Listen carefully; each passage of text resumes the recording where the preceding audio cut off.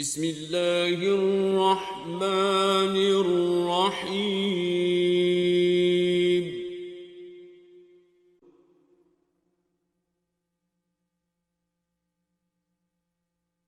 وَلَقَدْ يَسَّرْنَا الْقُرْآنَ لِلذِّكْرِ فَهَلْ مِن مُّدَّكِرٍ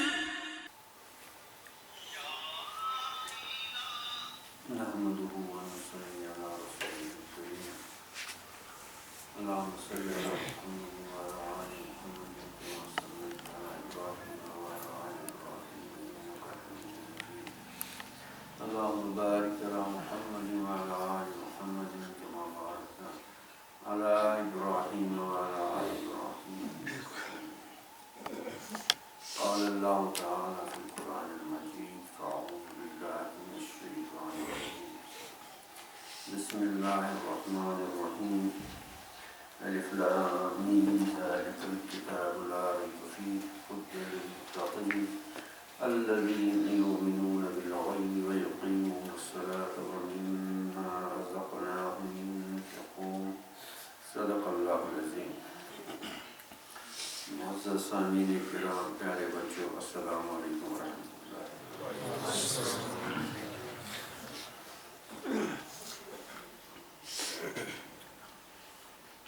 پچھلے کئی نشستوں سے اللہ کے فضل سے ایمان کے بارے میں کچھ عرض کیا جاتا رہا.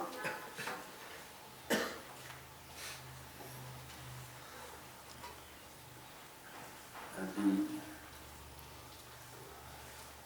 عزیز نعیم سید نعیم نے جو نعت پڑھی اس میں حکیم اختر صاحب کی غالباً یہ نعت ہے، دامت برکاتہم، مدینے سے نسبت حکیمت میری، مدینے سے ہے نسبت ورنہ تو ہم سستے ہی ہیں. ایک خوب سمجھ جاؤ، حقیقتاً اگر ہماری قیمت ہے اور کیا کتنی قیمت ہے، اس کا جو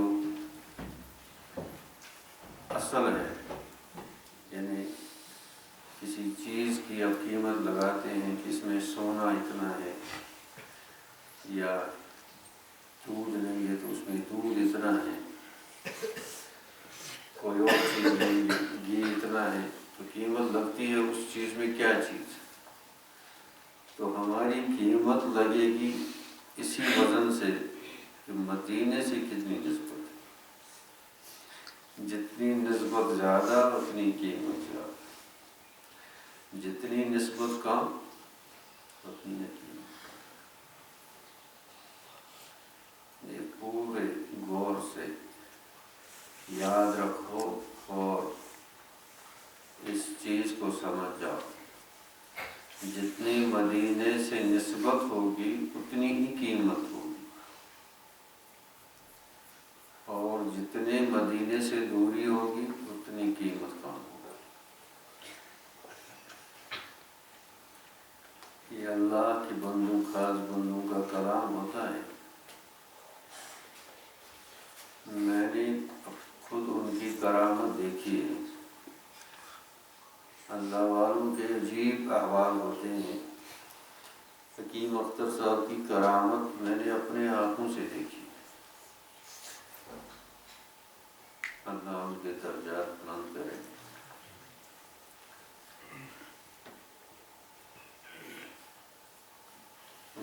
وہ بھی مدینے میں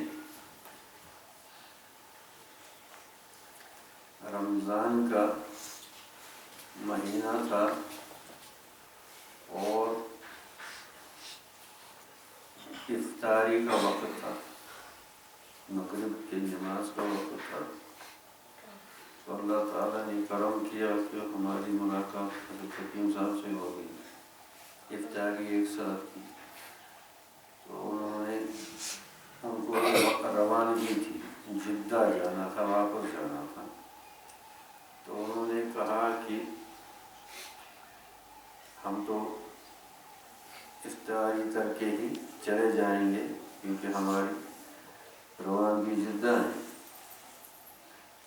اور مغرب سے پہلے وہاں افطار اور مغرب میں تقریباً 10 منٹ کا فاصلہ رہتا ہے،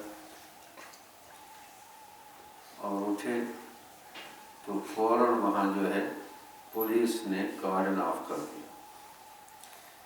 جو لوگ گئے ہیں وہ سمجھ جائیں گے، جو باب سلام سے باب جبرائیل تک 4-5 صفحے آگے والے جہاں سے لوگ آتے ہیں اور روضہ اقدس کے سامنے سے گزر جاتے ہیں تو وہیں سلام کر کے چلے جاتے ہیں، یہاں سے آتے ہیں یہاں سے چلے جاتے ہیں، تو اس سارے 4-5 صفوں کا جو اگلی مسجد کا اگلا حصہ ہے وہ پولیس نے کارڈن آف کر دیا، کسی کو جانے کی اجازت نہیں۔ یہ رمضان کا مہینہ بہت رش ہوتا، وہ کیا تھا، پاکستان کے صدر کو آنا تھا، تو اس لیے وہ VIP موومنٹ کے لیے چند منٹوں کے لیے وہ انتظام تھا۔ اب اس ایریا میں کوئی نہیں تھا۔ مغرب کے بعد سلام پھیرنے کے بعد جب حضرت اٹھے، ایک حضرت حکیم صاحب تھے، ایک ان کے ساتھ ایک افریقی خاتون تھی، ایک میں تھا اور ایک اور ہمارے یہاں کشمیر سے ایک ساتھی تھی، 4 آدمی تھے۔ کل 4 آدمی روزہ اقدس پر تھے، کوئی اور نہیں تھا۔ یعنی اس میں میرے خیال سے تقریباً 500 سے زیادہ، 1000 پتہ نہیں کتنے لوگ ہر وقت رہتے ہیں، وہ رمضان کا مہینہ کوئی نہیں تھا، کسی کو نہیں چھوڑا، حضرت کو چھوڑا اور ہم ہاتھ پکڑے تھے اور انہوں نے روزہ اقدس پر سلام کیا۔ تو میں نے یہ نتیجہ نکالا کہ ظاہر میں انتظام صدر پاکستان کے لیے تھا لیکن باطناً انتظام حضرت کے لیے تھا، کیونکہ وہاں یہ انسان سوچ نہیں سکتا زندگی میں کوئی موقع ملے گا کہ روزہ اقدس پر اکیلے ہوں گے، وہ کوئی نہیں ہوگا، ایسا کوئی موقع ملے گا۔ یہ مدینے سے ہے نسبت، یہ حضرت کی اختر ہے قلب و جاں ہمارا وہاں، گرچہ ہم مدینے سے دور رہتے ہیں لیکن قلب اور جان وہیں ہے۔ اور یہ اس پر عرض کیا کہ یہ بات ہم نہیں سمجھیں گے تو ہماری قیمت نہیں لگے گی آخرت میں، سستے دام بکیں گے، گھاس کے دام بکیں گے۔ دنیا میں کیسے ہی رہتے ہو، بنگلوں میں کیا ہو کیا نہیں، وہاں اگر قیمت لگے گی تو جتنا اتباع سنت ہوگا، نبی کریم صلی اللہ علیہ وسلم سے محبت ہوگی اور ان کی اتباع جتنی ہوگی، سنتوں پر جتنا عمل ہوگا اور سنتوں سے جتنی محبت ہوگی اور سنتیں جتنی اپنی زندگی میں ہوں گی، محبتاً کیسے اور عظمتاً، محبت سے عظمت سے، ہاں میرے پیارے نبی کی سنت ہے اس لیے کر رہا ہوں، یہ نہیں کہ یہ شریعت نے ہم پر تاوان ڈال دیا، شریعت نے ہم پر ظلم کر دیا، نعوذ باللہ، شریعت نے سختی کر دی یہ سنت کرو، نہیں، محبتاً۔ چاکلیٹ کھانے سے، مٹھائی کھانے سے، برفی کھانے سے اتنی لذت نہ ملے جتنی لذت سنت پر عمل کرنے سے ملے، اور مٹھائی چاکلیٹ پیسہ کے نقصان سے اتنا غم نہ ہو جتنے سنت کے چھوٹنے سے غم۔ قیمت لگے گی مدینے سے ہوگی نسبت، قبر میں جاتے وقت تو 3 سوال ہیں، قبر میں جاتے وقت یہ تھوڑے آپ کتنے بڑے ڈاکٹر تھے، وزیر تھے، انجینئر تھے، ایماندار تھے، کیا نہیں تھے، بچے کتنے تھے، بنگلے کتنے تھے، یہ کوئی پوچھتا ہے وہاں؟ من ربک کا پہلے ہی سوال ہوگا، بھائی بتاؤ ما دینوں کا، ہمارا دین کون سا ہے بھائی؟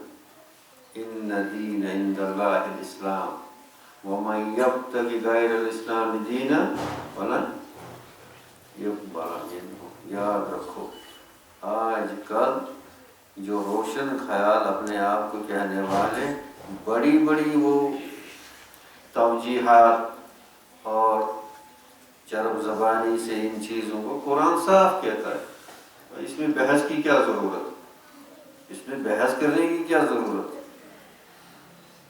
ان دین عند اللہ الاسلام،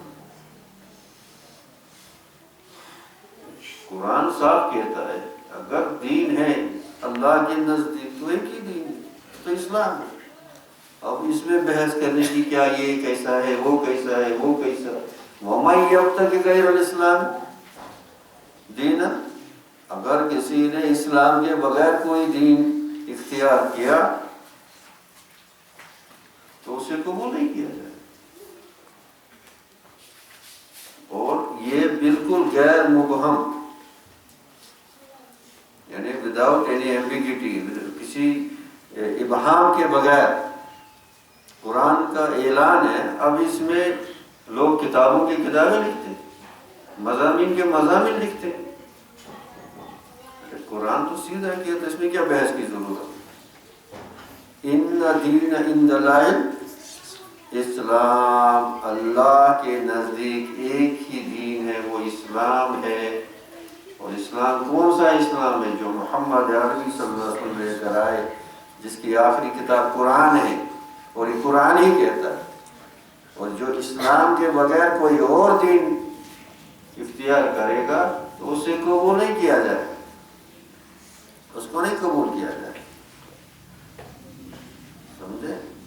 تو آج کل ایسے شیطان کا تو کام ہی ہوتا ہے، تو قبر میں پوچھیں گے بھائی بولو من ربو کا، تمہارا رب کون سا؟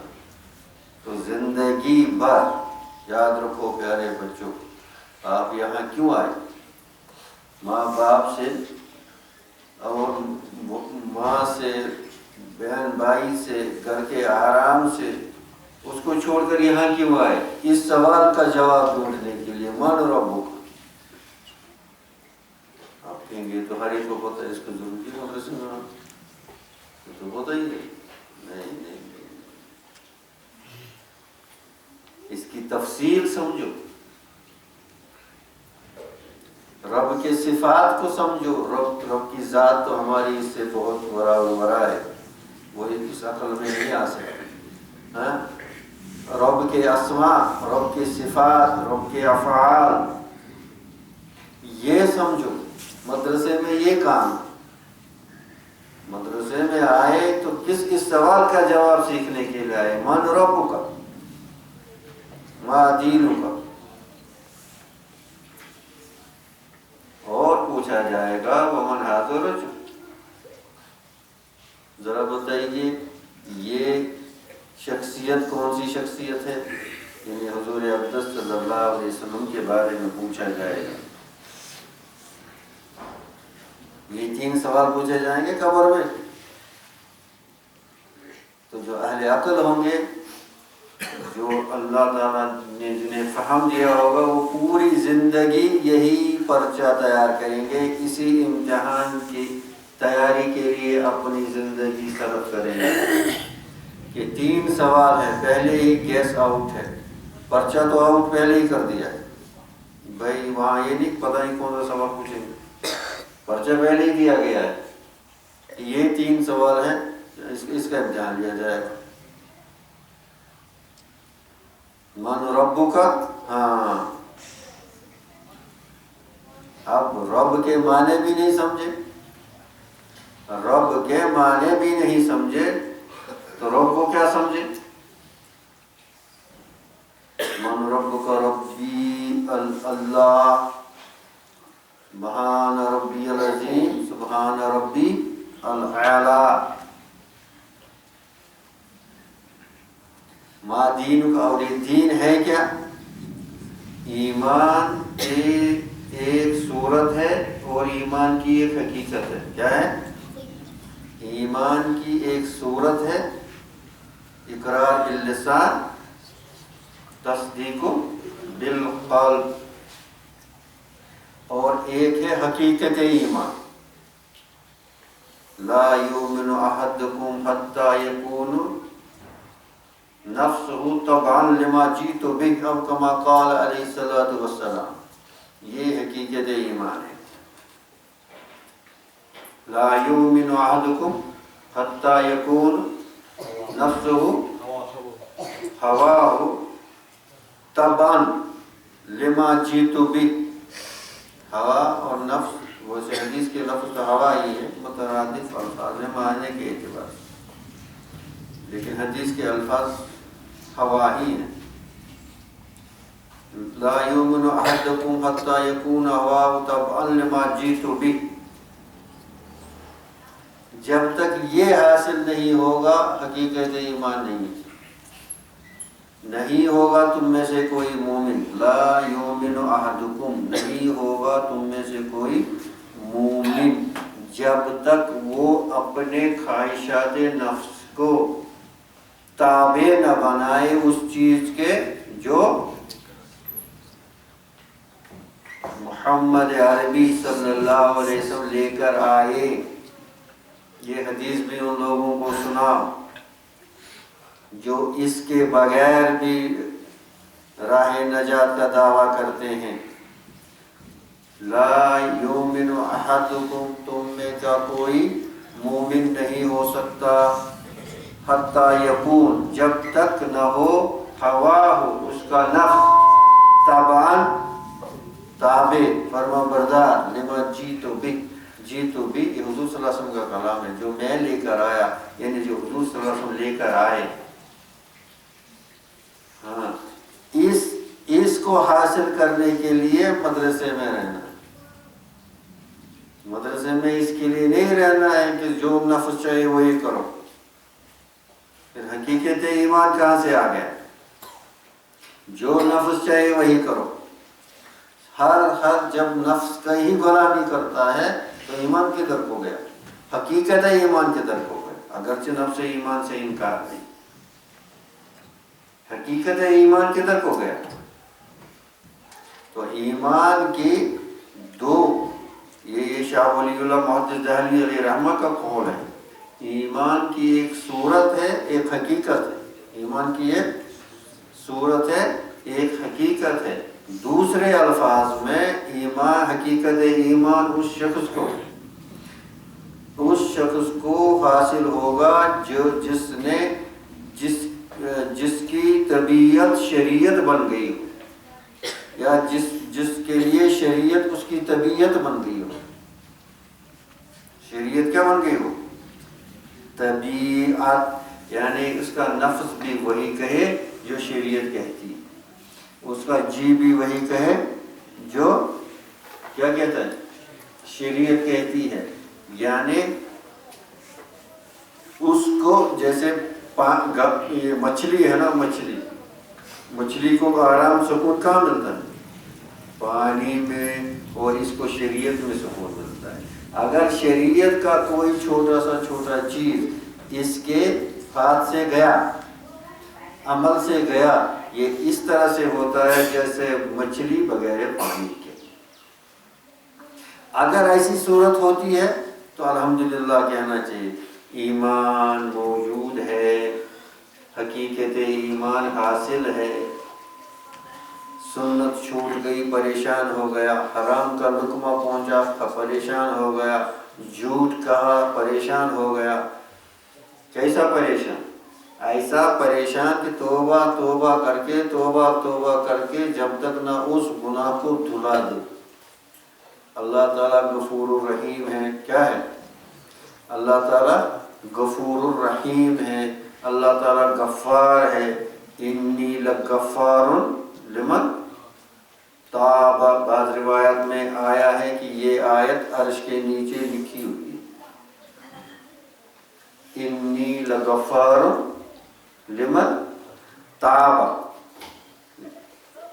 اللہ تعالیٰ غفار ہے، یہی سیکھنا ہے نا۔ میں نے کیا عرض کیا تھا پہلے، مدرسے میں کیا سیکھنا ہے؟ ہمارا رب کیسا ہے، من رب کا،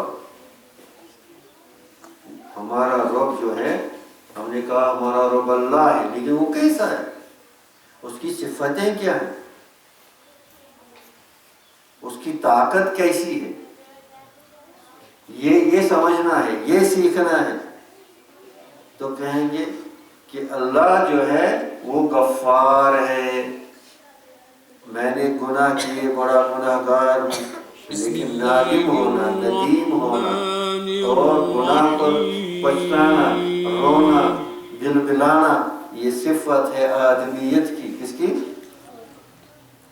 آدم علیہ السلام سے وَلَقَدْ اجتہادی يَسَّرْنَا جو یہ ہوا، یہ صحاب جو ہوا، الذِّكْرِ فَهَلْ پیغمبر لوگ تو گناہ نہیں کرتے، مُدَّكِرٌ پیغمبر جو ہے اللہ کی طرف سے حفاظت ہوتی ہے، لیکن آدم علیہ السلام تو فوراً کہہ دیا ربنا ظلمنا انفسنا وَإِن لَّمْ تَغْفِرْ لَنَا وَتَرْحَمْنَا لَنَكُونَنَّ مِنَ الْخَاسِرِينَ۔ ابلیس نے قصداً غلطی کی اور بحث کرنے لگا، انا خلقتہ من طین وخلقتنی من نار وانا خیر منہ۔ اب بحث کرنے لگا، اور بحث کسے کرتا؟ اللہ جل شانہ۔ اب بچے نے غلطی کی، اب استاد سے بحث کرتا ہے، والدین سے بحث کرتا ہے، لڑتا ہے، جھگڑتا ہے، میں نے نہیں ایسے کیا۔ یہ ابلیس کی صفت اس میں ہے۔ اگر آدم علیہ السلام کی صفت ہوتی کہ غلطی ہو گئی، میں مانتا ہوں، تو میں اللہ سے توبہ کرتا ہوں، اللہ سے معافی مانگوں گا، آپ بھی معاف کیجیے۔ اور الٹا کیا کرتا ہے؟ بحث کرتا ہے، نہیں میں نے تو کیے، میں نے کب کیا اسی نے ہوتا ہے۔ تو جو ایسا کرتا ہے اس میں کس کی صفت ہے؟ ابلیس کی یا آدم علیہ السلام؟ یہ ابلیسیت ہے۔ یہ کیا ہے؟ ابلیسیت ہے، یعنی اس کے اندر ابلیسیت ہے۔ ہاں فوراً سمجھ جاتا ہے کہ ایک تو میں نے گناہ کیا، ایک استاد یا والدین یا بڑوں کے سامنے جھوٹ بولوں تو دوسرا گناہ ہو، نامہ اعمال میں تو دونوں لکھے جائیں گے، ایک میں نے جو گناہ کیا اور اب میں جھوٹ بول رہا ہوں اور استاد یا والد یا کسی کو دھوکہ دے رہا ہوں تو اور گناہ لکھے جائیں گے۔ اس سے بہتر ہے پہلے ہی گناہ سے اللہ تعالیٰ، اور یاد رکھنا چاہیے اللہ تعالیٰ ستار بھی ہے۔ کیا ہے؟ ستاری کرتے ہیں۔ ہمارے بہت سے عیب جو ہیں اگر وہ نہ چھپائے تو انسان ذلیل ہو جائے۔ اللہ تعالیٰ ستار ہے، تو اس ستاری سے اللہ تعالیٰ سے محبت ہونی چاہیے، اس غفاری سے اللہ تعالیٰ سے محبت ہونی چاہیے، اور اللہ تعالیٰ سے امید رکھنی چاہیے کہ اللہ تعالیٰ معاف کرے۔ لیکن بندہ تو آ جائے، رجوع تو کرے۔ رجوع اس کو کیوں کہتے ہیں؟ توبہ کو کیا کہتے ہیں؟ رجوع اللہ، اللہ کی طرف رجوع کے معنی، ہاں اس کو اسی لیے رجوع کہتے ہیں۔ یہ غلط راستے پر چلتا تھا، اب کہتا نہیں لوٹ، اللہ کہتا ہے میری طرف لوٹ جا میری طرف، اسی لیے اس کو روٹنا کہتے ہیں۔ تو غلط راستے پر جا رہا تھا، اب میری طرف تو لوٹ آ جا میری طرف لوٹ، میں تمہاری مغفرت کرنے کے لیے ہمیشہ، تو میرا بندہ ہے، میں تو تیار ہوں مغفرت کرنے کے لیے۔ اگر پھر بھی ابھی عقل نہیں آئی اور اس معنی کر کے گناہ کرتا رہا کہ اللہ غفار ہے، تو پھر اس کو شیطان نے اس کے دماغ کو مسحور کر دیا، سحر زدہ کر دیا، سمجھے؟ اللہ تعالیٰ کی طرف سے اگر اس کو اب سرزنش بھی نہیں ہوتی، اب دنیا میں آپ دیکھو جو لوگ دین کی طرف آتے ہیں انہیں تکلیفیں پہنچتی ہیں، اور جو حلال پہ رہتے ہیں ان کو تکلیفیں پہنچتی ہیں، جو حرام کرتے ہیں، گناہ کرتے ہیں، وہ بہت ترقی کرتے ہیں دنیا میں۔ تو یہ ان کے لیے عذاب ہے، جو دنیا میں گناہ کرتے ہیں، غلط کرتے ہیں، حرام چیزیں کرتے ہیں اور دنیا میں ترقی کرتے ہیں، یہ ان کے لیے عذاب ہے۔ حضرت علی رضی اللہ تعالیٰ عنہ اگر بیمار نہ ہوتے یا فاقہ نہ لگتا کسی ہفتے میں، پریشان ہوتے، اس سے پریشان ہوتے۔ حضرت فضیل ابن عیاض رحمۃ اللہ علیہ جس دن چراغ میں تیل نہیں ہوتا اس دن خوش ہوتے تھے، الحمدللہ۔ جس دن ہوتا اس دن پریشان، جس دن نہیں ہوتا کہ اللہ اپنے بندوں سے ایسا معاملہ کرتا ہے، ایسا ہی معاملہ کرتا ہے۔ تو یہ اللہ تعالیٰ کی طرف سے اگر اس کو کچھ سرزنش بھی نہیں ہوئی تو گویا اب اس نے چوری کرتا رہا، غلط کرتا رہا، کسی کو معلوم نہیں، تو اس کا مطلب ہے اللہ بچائے، اللہ بچائے، اللہ نے اس کو چھوٹ دے دی ہے، ڈھیل دے دی، تو یہ اس کے لیے عذاب کی صورت ہے، یہ اس کے لیے کیا ہے؟ عذاب کی صورت ہے۔ تو اس لیے یہ حقیقت ایمان کیا ہے؟ اپنے نفس کو کیا کرنا؟ شریعت کے تابع بنا دینا، شریعت اپنی طبیعت کا، اب اس میں سیرت پاک کا پڑھنا، نبی کریم صلی اللہ علیہ وسلم کی حیات طیبہ کا، ٹھیک ہے۔ اب بچے تو مطالعہ کرنا بھی چھوڑ دیا، اب مطالعہ بھی نہیں ہوتا، اب درسیات کا مطالعہ نہیں ہوتا تو غیر درسیات کا مطالعہ کہاں سے ہو جائے؟ آج کل مصیبت یہ آ گئی، یا تو ٹی وی دیکھیں گے، مدرسے کے بچے تو ٹی وی نہیں دیکھتے، گھروں میں لوگ یا تو ٹی وی دیکھیں گے یا تو موبائل انٹرنیٹ پر ہوں گے، اب کتاب کب پڑھیں گے؟ یہ دین کب سیکھیں گے؟ ان سوالوں کا جواب کب سیکھیں گے؟ ابھی میں یہ پبلشر کے پاس تھا دلی میں، تو انہوں نے بڑے پتے کی بات بتائی، ساتھ کہا 10-20 سال کے بعد پتہ چلے گا۔ انہوں نے کہا کتابیں کیسی چلتی ہیں، ہماری جو دینی کتابیں بیچتا ہے تو کتابیں کیسی چلتی ہیں؟ کہا 10-20 سال کے، کیونکہ اب پڑھنے والے نہیں رہے، شام کو تو ٹی وی کے سامنے ہوتے ہیں یا تو انٹرنیٹ کے ساتھ ہوتی ہے، کمپیوٹر پر ہوتی ہے، اب کتاب کہاں ہاتھ میں؟ پہلے گھر میں ہوتا ہے انسان، شام کو جاتا ڈیوٹی سے، دکان سے، گھر میں ہوتا تو کتاب کھول لیتا اپنی طبیعت سے، دین پسند تو دین پسند کتاب کھولتے اور دوسرے لوگ دوسری کتاب، لیکن کتاب تو ہوتی تھی، دکانوں سے کتابیں بکتی تھی۔ اب یہ .com کا زمانہ آ گیا، اب کتاب کون پڑھے؟ اس کے لیے تو وقت ہی نہیں۔ اب ایک چینل سے دوسری چینل، دوسری چینل سے تیسری چینل، تیسری چینل سے کوئی پتہ نہیں کون سی چینل، اور جب گھر میں کوئی کہتا ہے 11 بج گئے، پھر اس کو پتہ ہوتا ہے وہ 11 تو بج چکے، اب تو جلدی جلدی سونا ہے۔ تو یہ جو سوال ہے من ربک کا، ما دینک کا، اور حضور صلی اللہ علیہ وسلم کے بارے میں سوال پوچھا جائے گا، ان کا جواب کہاں سے سیکھے گا؟ تو جس نے امتحان کی تیاری نہیں کی وہ کامیاب ہوا یا فیل ہوگا؟ جس نے امتحان کی تیاری نہیں کی وہ وہاں پاس ہوگا، فیل ہوگا؟ تو جو وہاں فیل ہو گئے تو فیل، اس کی ساری زندگی میں فیل، سمجھے؟ تو اس لیے یہ سمجھو کہ ہمارا کوشچن پیپر کیا ہے، سوال نامہ کیا ہے، پہلے دیا گیا ہے۔ اب ان سوالوں کے جوابات میرے پاس کس درجے کے، اور حضور صلی اللہ علیہ وسلم سے اگر نسبت نہیں ہے، جو تیسرا سوال ہوگا، ہاں ان کے بارے میں آپ کیا کہتے ہو؟ اگر زندگی میں ان سے تعلق رہا ہوگا، ان سے نسبت، جو بھی یہ کہہ رہا تھا مدینے سے نسبت میں ہے قیمت میری، ان سے وہ نسبت ہوگی تو فوراً اور قیمت بڑھ جائے گی، قیمت بڑھ جائے گی۔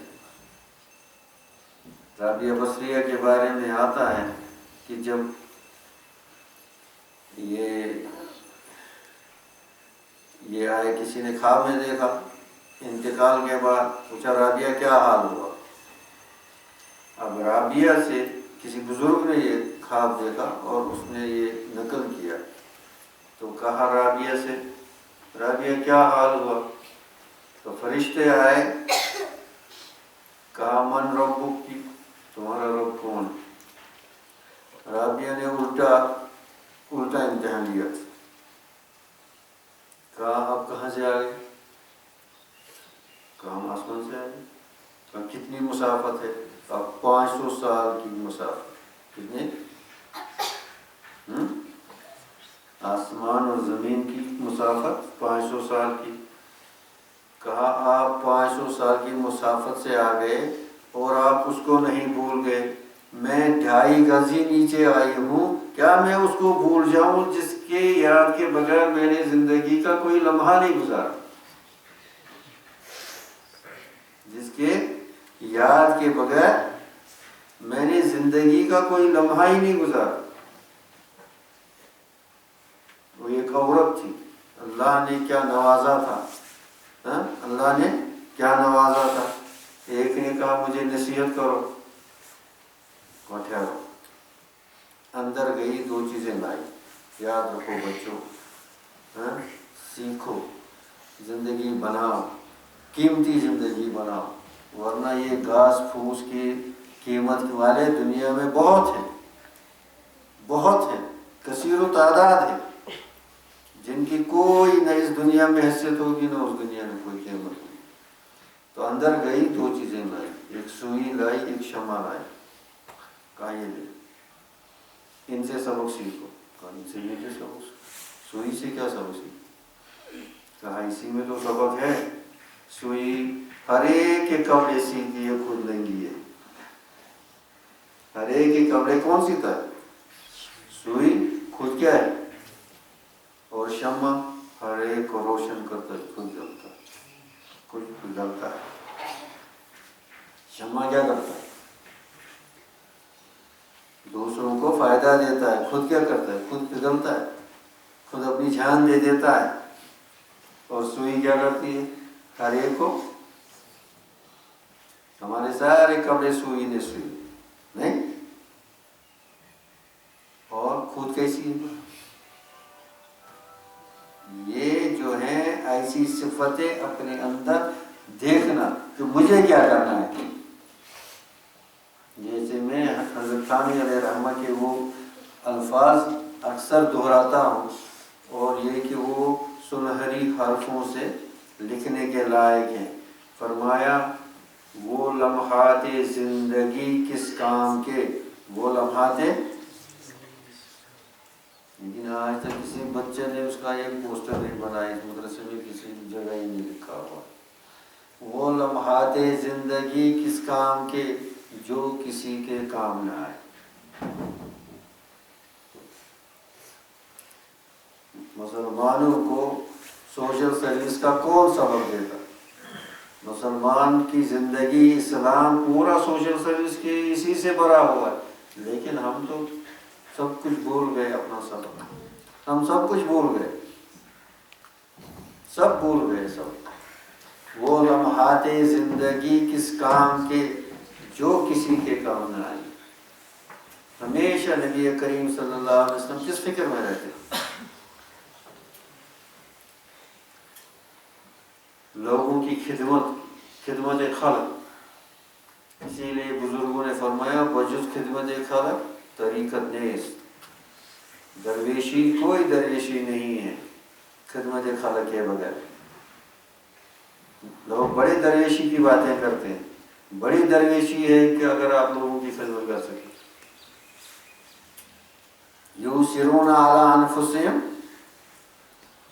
ولو کان بہ خصاصہ، وہ حافظ جی اونچا بولو، یؤثرون علی انفسہم ولو کان بہ، ہاں اس ایمان والے کی صفت یہ ہے، ایمان والے کی، اب دیکھو اپنے اندر ہے یا نہیں، دیکھو وہ دوسرے کو ترجیح دیتا ہے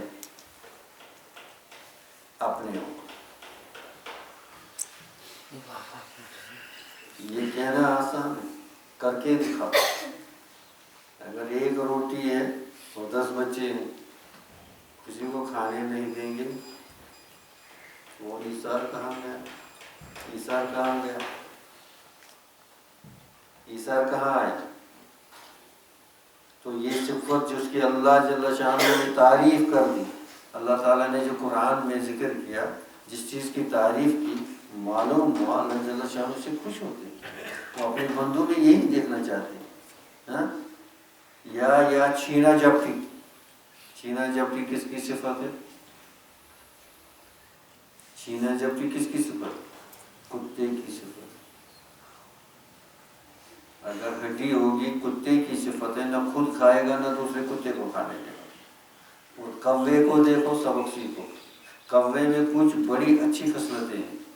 ایک سحر خیز ہوتا ہے کوے بہت سحر میں ہی نکلتے ہیں، کوا ہوتا ہے سحر خیز ہوتا ہے۔ اور دوسرا کوا کو دیکھو، اگر کسی جگہ دانا دیکھے گا، دیکھا پھر گیا، سب کووں کو لائے گا، سب مل کر کھائے، بلانے جائے گا۔ کتا کیا کرے گا؟ نہ خود کھائے گا نہ دوسرے کو کھانے دے گا، یہ کتے کی صفت ہے۔ کوا کیا کرے گا؟ کسی جگہ دیکھا دانا نیچے تو اڑ کر واپس جائے گا، اپنے ساتھیوں کو لائے گا اور پھر مل کر کھائیں گے۔ اس کو اللہ کی رضاکیت پر یقین، اور جو اپنے آپ کو مومن کہتا ہے، مسلمان کہتا ہے، اس میں کتے کی صفت، اس میں کتے کی صفت۔ اب کتے کی صفت دیکھو کیسی ہے، کوے کی صفت کیسی ہے۔ اب ہم کیا ہے؟ کووں سے بھی گئے گزرے ہیں، ہم کیا ہیں؟ کووں سے بھی گئے گزرے ہیں۔ چھوٹی چھوٹی باتیں ہیں، لیکن یہی زندگی میں آ گئی تو بس کامیاب ہو جائیں۔ چھوٹی چھوٹی باتیں، لیکن آتی نہیں ہے، دیکھتے نہیں ہیں، نہیں آتی۔ دماغوں میں زنگ لگا ہے، آنکھوں کو پردے ہیں، کانوں پر ٹھیٹ پڑی ہوئی ہے، دل بہت سخت ہو چکے ہیں، سمجھ نہیں آتا ہے کہ ہماری کامیابی کس چیز سے ہے، ہم کس چیز سے قیمتی بنیں گے اللہ کے نزدیک، کچھ کر کے دکھاؤ۔ تو مدرسوں میں یہی سبق سیکھنا ہے کہ میرا رب کون ہے، میرا رب، اور یہ پوری زندگی بھی اس پر لگائے گا، پھر بھی یہ پرچہ پورا نہیں ہوگا، کیونکہ اللہ جل شانہ کی صفات کیا ہے؟ بے انتہا ہے۔ جتنا اس میں چلتا جائے گا اتنے اللہ تعالیٰ کی ربوبیت اس پر منکشف ہوتی چلی جائے گی، جتنا اونچا چلا جائے گا اتنی اس کی ربوبیت کا اظہار ہوتا جائے گا، اتنا اس کا انکشاف ہوتا جائے گا۔ اس کی الوہیت میں تو دخل نہیں دے سکتا، ربوبیت کا اس کو یعنی اظہار اور معرفت، اور یہ معرفت جہاں تک چلا جائے گا تو پھر یہ دیکھے گا، اگر اس ربوبیت کے اس سمندر میں اس نے گوتا لگایا تو پھر یہ دیکھے گا یہ ساری دنیا مافیہا اس کو گھاس کے تنکے کی طرح ہیچ نظر آئی۔ یہ اس دنیا کے اس گندی چیزوں کے لیے اپنے ایمان کو نہیں بیچے گا، چھوٹی سی چھوٹی چیز کے لیے اپنے ایمان کو نہیں بیچے گا، شریعت کو نہیں بیچے گا، اللہ کے نبی صلی اللہ علیہ وسلم کو ناراض نہیں کرے گا، ان کی سنتوں کو اور فرض اور واجبات کو نہیں چھوڑے گا۔ ہاں، اب ایسا کیوں نہیں کیا؟ اس نے اس ربوبیت کے اس کا مزہ نہیں چکھا۔ ما ذاق طعم الایمان، نہیں چکھا اس نے ایمان کا مذائقہ، اس لیے ایسا کرتا ہے۔ اگر ایمان کا ذائقہ چکھا ہوتا، ربوبیت کے معرفت ربوبیت کا ذائقہ چکھا ہوتا، پھر اس کی زندگی دوسری ہوتی، اس کے شب و روز دوسرے ہوتے، اس کا ویژن، اس کا نظریہ، اس کا ظاہر و باطن بالکل مختلف ہوتا، دور سے نظر آتا۔ ہاں، اس کو کیا دیا جا رہا ہے؟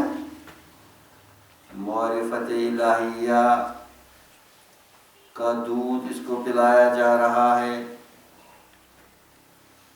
نور الہی جو ہے یہ دودھ کے مانند ہے، اللہ اپنے بندوں کو پلاتا رہتا ہے، ہوا یطعمنی ویسقینی، اللہ کے نبی صلی اللہ علیہ وسلم فرمایا وہ مجھے کھلاتا ہے، وہ مجھے پلاتا ہے، وہ مجھے کھلاتا ہے، وہ مجھے پلاتا ہے۔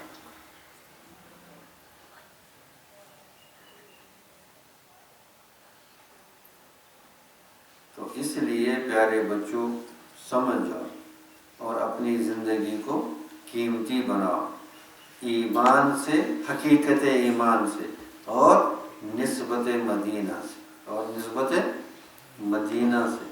اللہ جزائے خیر دے نعیم کو بھی کہ یہ بات ہم تک پہنچا دی، تاکہ اللہ تعالی ہمیں بھی نصیب کرے۔ وآخر دعوانا السلام علیکم۔